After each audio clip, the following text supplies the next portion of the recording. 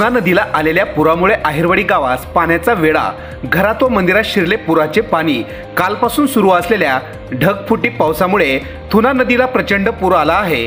त्यामुळे पूर्णा तालुक्यातील आहेरवाडी गावास पाण्याचा वेढा पडल्याने गावाच्या जिल्ह्याशी संपर्क तुटला आहे। आहेरवाडी गावाजवळील तीर्थक्षेत्र श्री साजगीर महाराज देवस्थानाच्या चारही बाजूनी पाण्याचा वेढा बसला असून मंदिरातही पाणी शिरले आहे। गावातील अनेक घरांमध्ये पाणी शिरल्याने संसार उपयोगी साहित्याचे मोठे नुकसान झाले आहे।